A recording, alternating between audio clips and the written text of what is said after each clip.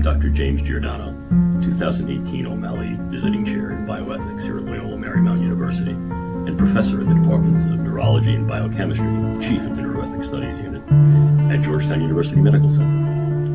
You know, in many ways, a lot of what we're doing today in brain science is not only cutting edge within the sciences, but cutting edge for the knowledge base of humanity. We're going ever more boldly and ever more bravely into the brain as a final frontier of understanding, of engagement, and in some cases, of effect and manipulation. Once we let the proverbial cat out of the bag, well, at that point, now we let loose science and technology in the broader public sphere. And this then gets us into the actually derivative social issues.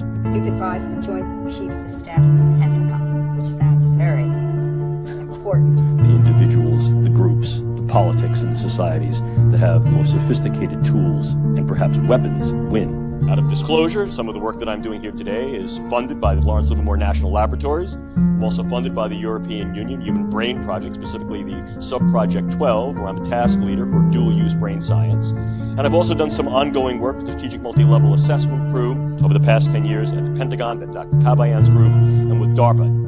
Military agenda is interested on the potential weaponization and misuse of the brain sciences for nefarious agenda, for political, intelligence, and military uses.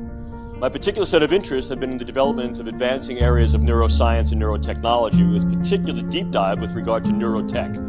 Increasingly, the boundary between neuroscience and engineering has become seamless.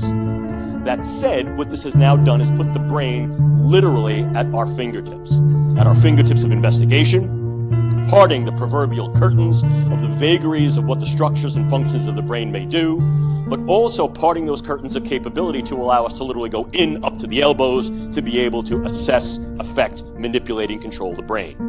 What has gone from the drawing board to the reality is this: the use of neural interfacing and physiological interfacing through the idea of remote-controlled small-scale systems to create a nanoswarm of biopenetrable materials that you cannot see, that can penetrate all but the most robust biochemical filters, that are able to integrate themselves through a variety of membranes, mucous membranes, and wherever, mouth, nose, ears, eyes, and they can be done in such a level that their presence is almost impossible to detect, and as such, the attribution becomes exceedingly difficult to demonstrate.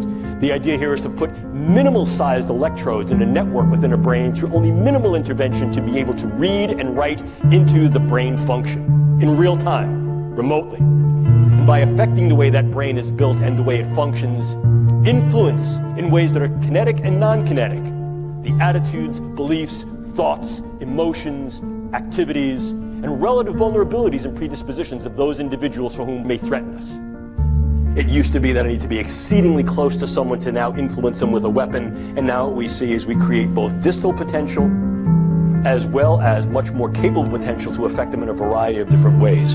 And although it may not be that the sky is falling yet, folks, it looks like rain. Bring an umbrella. That said, what's going to rain down? Take a look. This is the front of my pen. This amount of nanomaterial, if be able to maintain and sustain with regard to its deliverability and aerosolization, could in fact affect all of you, or based upon where I come from, New York City, all yous. Look at this. Look at this. I'm carrying that material. Would you see it? Would I have to lug a giant weapon into the room? No, I wouldn't. And what if, in fact, I utilized some form of an unmanned aerial device or unmanned ground device as a delivery vehicle? Something like a drone or a bug. Could I do something with them? But let's keep going. Could I also utilize a whole host of devices to be able to affect individuals close in, for example, during interrogations, during social engagements, during human terrain team engagements, or more remotely, in a room, in a theater, in an airplane, in a bus, in a store, in a mall? The answer is increasingly yes. The brain sciences are currently being investigated and in some cases are being used in such endeavors, not only domestically but worldwide. Not a month goes by where I don't get a call at my institute by someone telling me that someone in the government implanted one of these things in their brain without them knowing. I'm not kidding. See, nanocells are real small.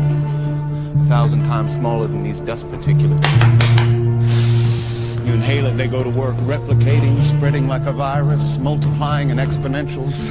6 months' time, I could have 100 million people. Converted ditch diggers, porn stars, and presidents. Not one would be the wiser. 100 million people will buy what I want them to buy and do pretty much damn well anything I figure they ought to do. There are those that think, wait a minute. The last sanctified space is that of my consciousness, and you're using this stuff to invade that?